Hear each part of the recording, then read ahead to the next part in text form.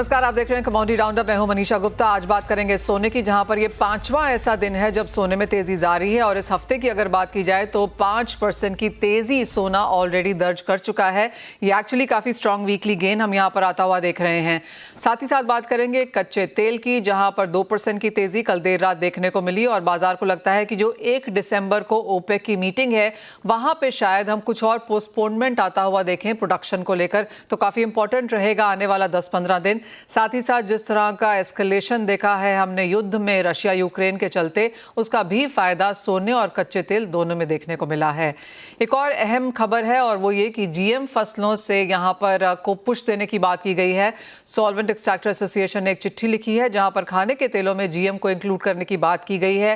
क्या है डिटेल्स बताएंगे आपको। इन सब पर बात करने के लिए हमारे साथ हैं मेटल फोकस के प्रिंसिपल कंसल्टेंट साउथ एशिया चिराग शेठ, सीवीएम जूल्स के डायरेक्टर दीपक चौकसी, एमिरेट्स एनबीडी के डायरेक्टर धर्मेश भाटिया, और साथ ही साथ जुड़ेंगे solvent extractor association of India के ईडी डॉक्टर बीवी मेहता। लेकिन शुरुआत सोने के साथ कर लेते हैं, क्योंकि पिछले 2 हफ्तों की लगातार गिरावट के बाद इस हफ्ते अच्छी खासी तेजी देखने को मिली है।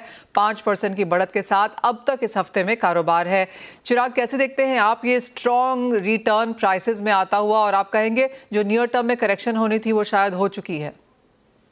देखिए मनीषा, मेरी आपकी पिछली बार जब बात हुई थी तब एक चीज जो क्लियर थी और काफी सारे पैनलिस्ट ने ये बात कही थी कि वॉलेटिलिटी मार्केट में बरकरार रहेगी, क्योंकि यहाँ पे 2 चीजें, एक तो ट्रांजिशन गवर्नमेंट हो रहा है यूएस में, तो बीच में ये होता है कि ट्रम्प अगली चीज के उसके ऊपर फोकस और मार्केट में करेक्शन है।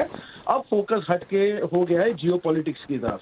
सो जब ऐसा समय चलता है, जब मल्टीपल फैक्टर्स चलते रहते हैं, तो वॉलेटिलिटी और इस तरह के मूव्स देखने को मिल सकते हैं। मैं कहूंगा अगर ये एस्केलेशन चलते रहेगा तो ये जो करेक्शन हमें देखने को मिला था ये अंत है और मार्केट यहाँ से ऊपर जा सकता है। हालांकि मैं ये भी एक कॉशन करना चाहूंगा कि यहाँ से बहुत ज्यादा भी अपसाइड नहीं लग रही। शायद मार्केट यहाँ से $2,900-3,000 आपको जनवरी फरवरी तक देखने को मिल सकते हैं। फिर मैं शायद एक बार जब ट्रम्प सरकार पूरी तरह से आ जाती है तो यहाँ पे डी एस्केलेशन देखने को शायद मिल सकता है। और वहां से जो करेक्शन आएगी 29 और 3,000 जैसी, वो आप कहां तक आता हुआ देखते हैं? फिर एक रेंज क्या रह सकती है 2025 के लिहाज से? देखिए, हमारा मानना है कि शायद आपको 2,500 से $3,000 के बीच में मार्केट ट्रेड करते हुए दिख सकता है।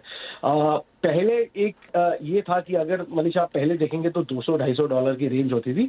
अब हमारा मानना है कि शायद ये रेंज बड़ी होगी, क्योंकि बहुत सारे फैक्टर्स अभी भी मार्केट में वैलिड है, बहुत सारे फैक्टर्स अभी भी मार्केट में एक्टिव है, और उस टाइम पे मार्केट किन फैक्टर्स पे फोकस कर रहा है वो इंपॉर्टेंट होगा प्राइस ड्राइवर के लिहाज से। चिराग, हम जानते हैं कि वर्ल्ड गोल्ड काउंसिल की रिपोर्ट आएगी कि किस तरह के इंपोर्ट्स अब तक यहाँ पर बनते हुए नजर आए हैं और क्या एस्टिमेट्स हैं, लेकिन इनिशियल सेंस, क्योंकि इस साल के अब 10-11 महीने हो चुके हैं, किस तरह के इंपोर्ट्स अब तक हमने इंडियन मार्केट्स में आते हुए देखे हैं गोल्ड के? देखिए, प्राइस कंपैरिजन के हिसाब से इंडियन मार्केट बहुत ही रोबस्ट रहा है। अगर हम अक्टूबर के फिगर्स इनिशियली जो आए हुए हैं वो देखेंगे तो अराउंड 80 to 90 टन के इंपोर्ट्स हुए हैं। वो मैं कहूँगा बहुत ही अच्छे इंपोर्ट है। इनफैक्ट हमें मार्केट से ये भी पता चला है कि पिछले 2 हफ्ते में बहुत ज्यादा गतिविधि भी मार्केट में हुई है, तो उसकी वजह से भी इस शायद महीने में आपको अच्छे इंपोर्ट्स के नंबर्स दिखाई दे सकते हैं। तो मैं कहूँगा इस साल भी हम शायद 800-900 टन के आसपास के इंपोर्ट्स नंबर्स देख सकते हैं। एंड देन शादियों को लेकर क्या सेंस है as of now, ground realities? Chirag, किस तरह की बाइंग है इन करंट लेवल्स पे? देखिए, ये जो करेक्शन था वो एक्चुअली अपॉर्चुन करेक्शन था। काफी लोगों के लिए जो जिनकी शादियां थी दिसंबर जनवरी, और जो मार्केट से खबर आ रही है वो यही है कि काफी सारे लोग जिनको Q1 2025 में खरीदी करनी थी उन्होंने अपनी खरीदी को प्रीपोन किया हुआ है। हालांकि नवंबर दिसंबर में जिनकी शादी थी उनकी तो शायद खरीदी सितंबर अक्टूबर में हो गई थी, पर जो लोग जिनकी शादियां Q1 में थी उन्होंने थोड़ा बहुत अपना बाइंग प्रीपोन किया हुआ है। Fair point that. तो लोग खरीदारी कर रहे हैं। जो रीसेंट करेक्शन हमने आते हुए देखी है, जहां पर प्राइसेस ऑलमोस्ट $2,560 तक भी गए थे, और अब इस वक्त ऑफकोर्स 2,680 के आसपास चल रहे हैं, तो अच्छा खासा गेन लोज से देखने को मिला है, लेकिन लोगों ने इसका फायदा जरूर उठाया है। एक सेंस आपसे भी लेना चाहेंगे धर्मेश, आप कैसे देखते हैं इंडियन मार्केट्स में अगर किसी को इन्वेस्ट करना हो, गोल्ड में ट्रेड करना हो, तो क्या करना चाहिए? देखिए सोना तो एवरग्रीन है। अगर आप देखें तो रुपी भी मुझे लगता है काफी यहाँ पे वीक हो सकती है। उस कारणवश डोमेस्टिक मार्केट में आपको काफी अच्छी सपोर्ट और प्राइस में तेजी देखने मिल सकती है। ऑन एन एवरेज मुझे लगता है कि 2750 से लेकर 2800 के स्तर आपको फिर से देखने मिल सकते हैं। नवंबर अंतराल के बाद मार्केट में काफी सुस्ती ट्रेड होगी, क्योंकि दिसंबर में काफी सारे छुट्टी पे चले जाएंगे और मार्केट रोलिंग स्टार्ट हो जाएगा। तो मैं रेकमेंड करूंगा कि आप निवेश करके चल सकते हैं। फंडामेंटली टेक्निकली अभी भी काफी फॉर्म है। वॉर प्रीमियम मेरे हिसाब से 2-3% हो सकता है, बट ऑन एन एवरेज मुझे लगता है कि जैसे ही मार्केट में वॉलेटिलिटी आएगी और स्पेशली जब डॉलर वीकनेस स्टार्ट हो जाएगा, क्योंकि डॉलर ने काफी अच्छी छलांग लगाई है 101 से 107, तो यहाँ से एक पुल बैक रैली आती है तो सोने में डबल इंपैक्ट होगा और सोना फिर से मेरे हिसाब से 78 to 79,000 तक स्तर दिखा सकता है। तो बाइंग की सलाह रहेगी। पहला क्वार्टर काफी फॉर्म रहेगा, तो मैं सलाह दूंगा कि करंट लेवल पे भी बाय करके चल सकते हैं। अराउंड 76,800 का स्टॉप लॉस मेंटेन करें। अपसाइड 77,500 से लेके 78,000 तक के टारगेट के लिए आप पोजिशनली 2 से 3 महीने के अंतराल के लिए पोजीशन बिल्डअप कर सकते हैं। अगर आप लॉन्ग टर्म देखें तो मुझे लगता है कि दिवाली तक फिर से ये 80,000 के स्तर आपको दिखा सकती है 2025 में। तो बाई की सलाह रहेगी मेरे सोने में, और मुझे लगता है कि बाय ऑन डिप्स की सलाह और फॉर्मनेस कंटिन्यू रह सकती है इसमें। ऑलराइट, तो डिप्स पे खरीदारी करके ही सोने में यहाँ पर काम करना है। जो लॉन्गर टर्म ट्रेंड्स हैं वो अभी भी यहाँ पर इंटैक्ट है। ऑफ कोर्स वॉलेटिलिटी पिछले अगले पूरे साल देखने को यहाँ पर मिल पाएगी। हमारे साथ दीपक चौकसी जी भी जुड़ चुके हैं। दीपक जी नमस्कार, आप कैसे देखते हैं सोने की ये बहुत वॉलेटाइल मूव्स और इस बीच किस तरह की डिमांड बनती हुई नजर आ रही है? अभी सीजन है आगे, तो अभी मेरे सीजन है तो डिमांड तो होगी ही मार्केट में। जनरली ऐसा देखा जाता है कि दिवाली के बाद थोड़ा सोना गिरता है और जनरली ये टेंडेंसी रही है। हम जब भी मुहूर्त में गोल्ड परचेस करते हैं तो मुहूर्त के सौदे होते उसके बाद फिर गोल्ड गिर ही जाता है। तो इस बार भी ऐसा हुआ, लेकिन इस बार जो ये गोल्ड गिरा है वो because of the international effect के हिसाब से गिरा था, और अभी वापस जो है वो तेजी आ गई है और मुझे लगता है ये तेजी बरकरार रहेगी, आगे बढ़ सकता है ज्यादा। दीपक जी, किस तरह की बाइंग है एज ऑफ नाउ यहाँ पर बनती हुई? क्योंकि जिस तरह के रिटर्न्स हमने सोने में आता हुआ देखे हैं, क्या लोग सॉलिड गोल्ड ले रहे हैं या फिर स्टडेड गोल्ड ज्वेलरी की डिमांड भी वैसी है, अच्छी है? नहीं, अभी जैसे है वो स्टडेड ज्वेलरी की डिमांड अभी ज्यादा बढ़ने को मिल रही है, क्योंकि अभी जो है वो वेडिंग सीजन वगैरह जो है ज्वेलरी जो है वो वेडिंग के लिए परचेस की जा रही है। तो ज्यादा डिमांड जो है वो पोल की ज्वेलरी है, कलर स्टोन ज्वेलरी है, डायमंड ज्वेलरी है, उसमें देखने को मिल रही है। और जो गोल्ड है वो तो ऑलवेज सदाबहार है ही, लेकिन ये भी कैटेगरी अभी इन हो रही है। एक और चीज़ जो जानना चाहेंगे दीपक जी, हमेशा दो तरीके की मार्केट होती है, एक लाइट वेट की होती है और एक जैसे आपने कहा पोल्की वगैरह, जिन्हें बहुत ज़्यादा फर्क नहीं पड़ता प्राइसेस से, जो यहाँ पर पीसेस देख के खरीदते हैं। किस तरह की कैटेगराइजेशन है फिलहाल इन दोनों ही तबकों की? अभी देखा जाए तो जैसे कैटेगरी जैसे हम करते हैं तो उसमें जैसे पोल्की वाली ज्वेलरी का तो है, डायमंड ज्वेलरी है 30% और 70% गोल्ड ज्वेलरी है। दीपक जी, सब लोग यही मान के चल रहे हैं कि मांग यहाँ पर बेहतरीन रह सकती है। ऑफ कोर्स वैल्यू वाइज तो बढ़ ही रही है, वॉल्यूम में शायद कोई गिरावट के संकेत हैं, या फिर आपको लगता है दोनों ही तरीके से यहाँ पर खरीदारी स्ट्रांग है? अभी ज्वेलरी पे जैसे गोल्ड की जो प्राइसिंग जो रेंज है अभी 10% जितनी हो गई है। अभी देखा आपने $250 तक गोल्ड गिर गया था। तो ये जो है ऑलवेज जैसे $50 जैसे जब भी गिरता है तभी कस्टमर को मेक श्योर रहना चाहिए, जब भी न्यूज की हेडलाइन देखे कि सोने में गिरावट है तभी पक्का ले लेना चाहिए। ये हिसाब किताब रखना चाहिए। जी हाँ, एब्सोल्युटली। दीपक जी, एक और चीज़, अब आगे जाके शादियां यहाँ पर मई जून तक भी यहाँ पर चलती हैं, तो किस तरह का सेंस है? क्योंकि ये नवंबर से शुरुआत होकर ऑफ कोर्स एक डिप जरूर आता हुआ देखते हैं हम दिसंबर जनवरी के बीच में, फिर फरवरी में यहाँ पर पिक होता है। तो लेकिन अगर नवंबर से जून तक की बाइंग देखें तो आपको क्या लगता है पिछले साल के कंपैरिजन में, पिछली शादियों के सीजन के लिहाज से, क्या ये सीजन बेहतर रहने की उम्मीद है? पक्का बेहतर रहने की उम्मीद है, क्योंकि इस बार जो है शादियां भी बहुत ज्यादा नंबर में बताई जा रही है और टाइम भी जो है वो एक्सटेंडेड टाइम बताया गया है। तो पक्का रहने वाला है वो। और अभी जो नवंबर दिसंबर जनवरी की जो शादी होती है वो heavy thick fat Indian wedding हम जिसको बोलते हैं हमारे लाइक इंडस्ट्रीज में, कि ये जो है वो 2 सीजन शादी की होती है। इसमें दिसंबर वाली सर्दियों की जो शादी होती है वो उसमें बड़ी ज्वेलरी की परचेजिंग होती है। तो this is the best time for us. Even ये टाइम में जो है एनआरआई लोग भी बहुत आते हैं शादी करने के लिए, बाहर आउट ऑफ इंडिया से जो रह रहे हैं वो जनवरी फरवरी में आके मतलब इंडिया में शादी करने के लिए स्पेशली आते हैं। So this is the best time for us as a jewellery industries. All right, ये एक वही सही बात आपने बताई कि जो बिग फैट इंडियन वेडिंग्स होती हैं वो ज़्यादातर दिसंबर जैन फेब के बीच में होती हैं और इस समय पे एनआरआईज भी ऑफकोर्स आते हैं क्योंकि मौसम अच्छा होता है। तो ये समय शादियों तो बड़ी है ही और गोल्ड की ज्वेलरी की खरीदारी भी यहाँ पर बेहतर हो सकती है। बहुत शुक्रिया चिराग आपका और दीपक जी आपका दोनों का ही साथ जोड़ने के लिए और गोल्ड प्राइसेस गोल्ड ट्रेंड्स पर हमसे बात करने के लिए। एक नज़र यहाँ पर मेटल्स पे डाल लेते हैं क्योंकि यहाँ पर भी हल्की सी तेज़ी देखने को मिली है, स्पेशली कॉपर में आज यहाँ पर हल्की सी बढ़त है। धर्मेश कैसे देखते हैं आप ट्रेंड्स यहाँ पर? देखिए, अगर आप कॉपर की बात करो तो अगेन कॉपर, डॉक्टर कॉपर काफी दायरे में ट्रेड हो रहा है। 820 से लेके 840 का दायरा ये काफी इंटैक्ट है। एक्सपायरी स्टार्ट हो जाएगी दिसंबर में और रोलिंग स्टार्ट हो जाएगा आगे के महीने सारे कॉन्टैक्ट में। इसका मतलब है कि फर्मनेस जारी है। बट रही बात डोमेस्टिक मार्केट की, तो रुपए के चलते मार्केट में आपको थोड़ी सी तेजी देखने मिल रही है। बट ऑन एन एवरेज मुझे लगता है कि जब तक चाइना कंप्लीटली कंट्रोल में नहीं आता और फर्मनेस नहीं दिखाता तब तक मार्केट लंबी तेजी नहीं होगी, मार्केट इसी दायरे में रहेगा। But no doubt buy on dips की स्ट्रेटेजी मेरी रहेगी 820 के स्टॉप लॉस से आप करंट लेवल पे निवेश करके चल सकते हैं। अपसाइड 840 तक के टारगेट के लिए आप यहाँ पे होल्ड कर सकते हैं। बट अगर इसको लंबी तेजी चाहिए तो एक तो इकोनॉमी रिवाइव होनी चाहिए और वॉर प्रीमियम खत्म होना चाहिए, तब जाके आपको बेस मेटल यानी डॉक्टर कॉपर में आपको लंबी तेजी देखने मिल सकती है, जो प्राइस को फिर से 880 890 तक जाने की क्षमता रख सकता है। ये साथ ही बात क्रूड की करेंगे क्योंकि इस हफ्ते यहाँ पर भी तेजी है। ओवरनाइट ही यहाँ पर 2% की बढ़त देखने को मिली। इस हफ्ते में अब तक यहाँ पर 5% की तेजी दर्ज की जा चुकी है। लेकिन even more than that Dharmesh, अगर हम नेचुरल गैस के प्राइसेस देखें तो पिछले 2 दिनों में 12-13% की तेजी है और 23% की बढ़त हमने यहाँ पर पिछले 6-7 ट्रेडिंग सेशंस में नेचुरल गैस में आता हुआ देखा है। कैसे देखेंगे आप स्ट्रैटेजीज इन दोनों ही चीजों में?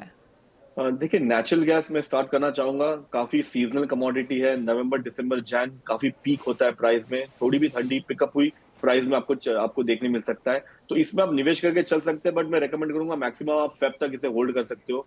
अपसाइड 310 315 के टारगेट के लिए आप निवेश करके चल सकते हो, पर डाउन साइड स्टॉप लॉस आपको मेंटेन रखना है अराउंड 260 रुपीज का। ये काफी स्ट्रिक्ट स्टॉप लॉस रहेगा क्योंकि इसमें वॉलेटिलिटी दोनों साइड आ सकती है। बट मैं रेकमेंड करूंगा छोटी अवधि के लिए इसमें निवेश करके चल सकते हैं। दूसरी रही कच्चे तेल की बात, तो जो जुगलबंदी है वो अभी भी जारी है। जैसे ही इलेक्शन के न्यूज आ गए मार्केट में आपको तेजी आने देखने मिल रही है और ये तेजी बरकरार रह सकती है। इसका एक मेजर कारण है कि आगे जाके इंडस्ट्रियल डिमांड बढ़ना है क्योंकि काफी तरह से आप देखिए कि ओपेक ने अपना प्रोडक्शन कट कर करके प्राइस को स्टेबल किया है।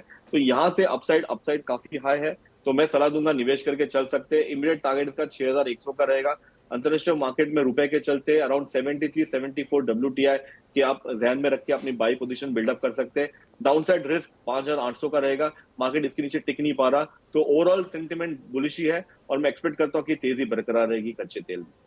All right, absolutely. Buy calls यहाँ पर क्रूड और नेचुरल गैस दोनों में आती हुई। नेचुरल गैस का वो जो चार्ट है आपके समक्ष फिर एक बार लेके आना चाहेंगे। जैसे मैं आपको बता रही थी कल 7% की तेजी थी, वेडनेसडे को यहाँ पर 6% की बढ़त थी और पिछले एक हफ्ते में करीबन 23% की तेजी नेचुरल गैस यहाँ पर दर्ज कर चुका है। और आपकी स्क्रीन पे जैसे कि आप देख सकते हैं एक महीने में 45% की बढ़त यहाँ पर नेचुरल गैस ने दी है। तो बहुत लंबे समय तक कुछ ना करने के बाद एकदम एक बहुत स्ट्रॉन्ग सर्ज हमने यहाँ पर पिछले हफ्ते 10 दिन 15 दिन में यहाँ पर नेचुरल गैस में आता हुआ और यहां से भी बाइंग रिकमेंडेशन यहां पर आती हुई नजर आ रही है धर्मेश की तरफ से। बहुत शुक्रिया धर्मेश हमारे साथ समय निकालने के लिए। इसी के साथ एक ब्रेक का समय है, लौटेंगे तो बात करेंगे एग्री कमोडिटीज की। फोकस डालेंगे यहां पर सोयाबीन्स पर।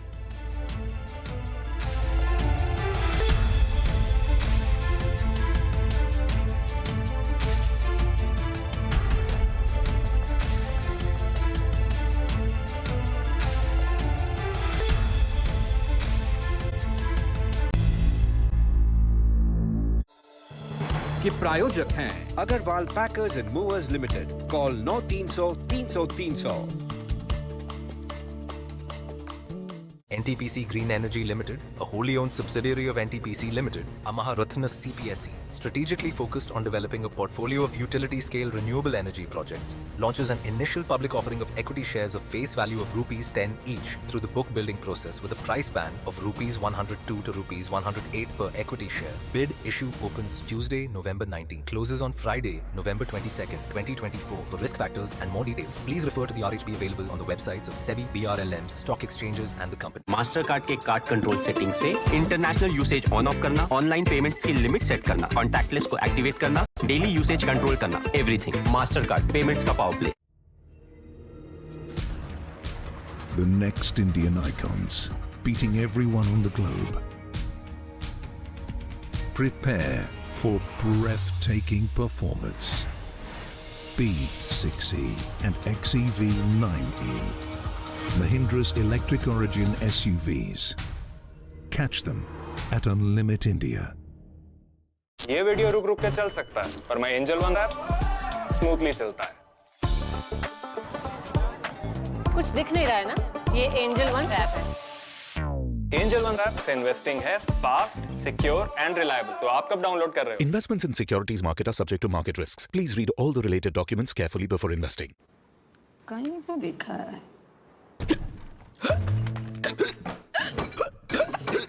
हर जगह देखे हुए लैमिनेट्स ऐसे ही याद आ जाते हैं। अपने घर में कुछ अलग कीजिए मेरिनो लैमिनेट्स के साथ। Merino laminates, be different.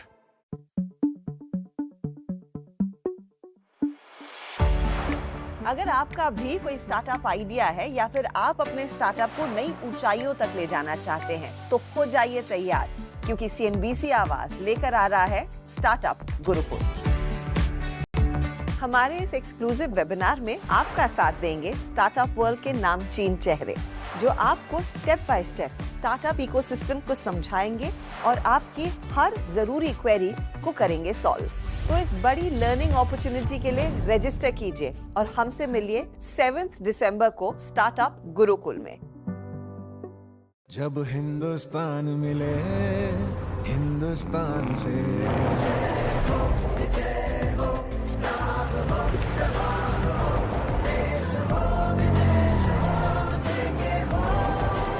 Visit your nearest JK Tyre Steel Wheel store today. माँ के पैरों की धूल माथे पर लगाऊं, चांद तारों को भी हासिल कर लूं, फिर घर आना चाहूं। अच्छा बच्चों, बड़े होके क्या बनोगे? I wanna be a footballer, फिर coach. Me a car designer, then an artist. Uncle और आप? मैं तो बिजनेसमैन हूँ। पर उसके बाद? मतलब आप बूढ़े होके क्या बनोगे? अपनी खुशियों वाली रिटायर्ड लाइफ की प्लानिंग करो आज से with Aditya Birla sun life insurance. DJ, आप बूढ़े होके क्या बनोगे? भाई साहब एक पंप देना। ये लीजिए। ओरिजिनल वाला दीजिए, वो जो है सदियों पुराना, वो जिसपे है सबका भरोसा। ये लीजिए किर्लोस्कर ब्रदर्स इंडिया का ओरिजिनल पंप, क्योंकि यही है सदियों से भारत का भरोसा। सदियों से भारत का भरोसा, Kirloskar brothers limited. Rickshaw, Bharat की सड़कों पर दौड़ते ये रिक्शे, लेकिन आप इसके बारे में सचमुच कितना जानते हैं, ये देखने वाली बात होगी। क्या आप जानते हैं रिक्शा शब्द किस भाषा से आया है? आपने सोचा होगा हिंदी या इंग्लिश। आपको जानकर हैरानी होगी, दोनों ही जवाब सही नहीं। गूगल पर ढूंढे और जाने हैरान कर देने वाले जवाब। ये है गूगलीज बाय गूगल, ऐसे सवाल जिसके जवाब आपको लगता है कि आप जानते हैं पर शायद नहीं। तो चलिए रोज सर्च कीजिए गूगलीज और सीखिए कुछ नया। कि प्रायोजक हैं Agarwal packers and movers limited. Call 9300 300 300। LIC, जिंदगी के साथ भी जिंदगी के बाद भी। और green ply, healthy and safe interior का रिप्लाई।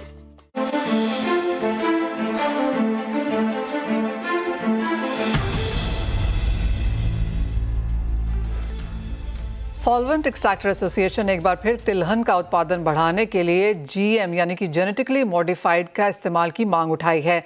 इन्होंने कहा है कि GM फसलों से उत्पादन में क्रांतिकारी बदलाव देखने को मिल सकते हैं, लेकिन इसमें मांग क्या है और किस तरह से इसे इम्प्लीमेंट किया जा सकता है।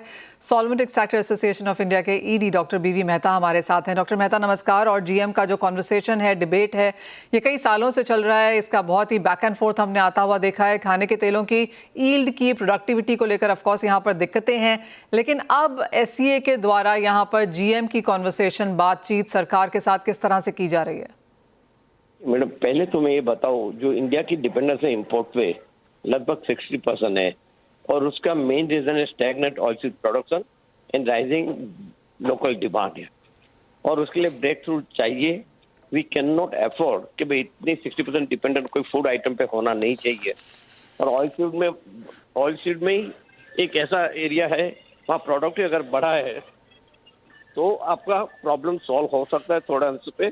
और उसके लिए आज अगर हम हमारी उत्पादकता है 1100 किलो पर हेक्टर और 30 लाख हेक्टर में हम लगाते हैं।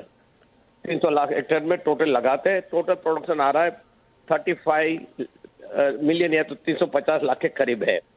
वो जो है उत्पादन आपको बढ़ा के 50 मिलियन तक ले जाना चाहिए अगले 5 सालों में, ताकि हमारी जो डिपेंडेंस है 60% से कम होके 40% पे आ सके। और GM can do a revolution in this case.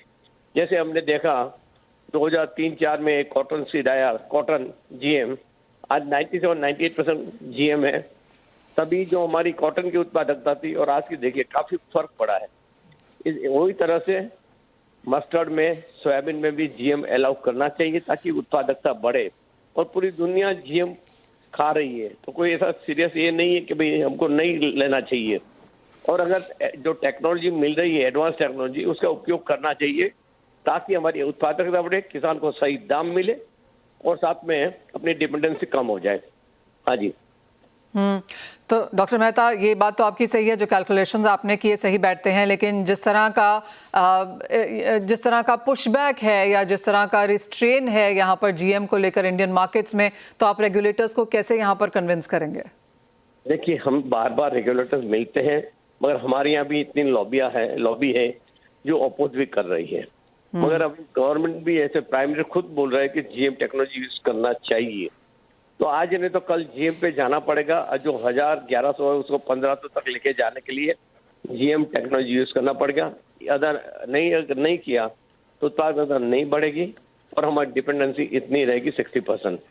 तो अभी हम भी चिंतित है, गवर्नमेंट भी चिंतित है। और दूसरा एक ये है कि भी आज अगर उत्पादकता बढ़े तो इंडस्ट्री चलेगी अच्छी तरह से। जो कैपेसिटी यूटिलाइजेशन 40-50% है, हो सकता है थोड़ी उत्पादक कैपेसिटी यूटिलाइजेशन बढ़ेगा, लोकल एम्प्लॉयमेंट जनरेट होगा। तो डॉक्टर मेहता, क्या ये जो लॉबीज अपोज कर रही हैं, क्या आप लोग उनसे बातचीत कर रहे हैं? नहीं, उससे बात नहीं की है madam. Let me tell you. पर क्या वो एक अच्छा ऑप्शन होगा कि उनसे बात की जाए ताकि सभी एक पेज पर हों? कि अभी आपको लगता है कि आपके जो वो तर्क हैं वो यहाँ पर ऑन द स्ट्रॉन्गर साइड हैं? नहीं, आपकी बात सही है और I think I keep in mind also कि उनसे भी बात कर तो अच्छा ही रहेगा। कि हर दफा जो प्रपोजल जाती है तो उसका ऑब्जेक्शन आ रहा है और ये मैटर सुप्रीम कोर्ट में भी चली गई है, सुप्रीम कोर्ट में भी पेंडिंग है। इसलिए गवर्नमेंट भी कुछ खास एक्शन नहीं ले रही है। नहीं तो आपके पास मस्टर्ड तैयार है, 00 वैरायटी का मस्टर्ड बना सकते हैं। एंड फॉर्चुनेटली जो यहाँ जो मस्टर्ड जीएम बनाया है, पंजेंसी इंटेक रखा है कि हमको पंजन मस्टर्ड ऑयल चाहिए, तो उसे पंजेंसी है, तो वो भी एक अच्छे डेवलपमेंट है। गवर्नमेंट को कैसा भी करके उसको अलाउ करना चाहिए एट द अर्लियर, आपकी उत्पादकता बढ़े। आज हम मस्टर्ड में उत्पादकता बढ़ रही है, 125-130 लाख टन बढ़ी है। तो हमारा टारगेट है कि अगले 5 साल में 200 लाख टन लेके जाना चाहिए और वहाँ पॉसिबिलिटी है। इसके लिए उसमें GM can play very active role. Alright, तो क्लियरली एक बार फिर यहाँ से पुश आता हुआ है एससीए की तरफ से कि यहाँ पर जीएम को अलाउ करना चाहिए। कॉन्वर्सेशन जारी है, सारे के सारे कैलकुलेशंस डॉक्टर मेहता ने हमें बताए ही हैं एंड एक्सपेक्टेशन यही है कि इस बार हम यहाँ पर एक पॉजिटिव कॉन्वर्सेशन आगे जाता हुआ देखेंगे। लेकिन इसी के साथ फिलहाल इस कार्यक्रम में इतना ही समय है। हम ब्रेक के बाद लौटेंगे तो बात करेंगे इक्विटीज पर।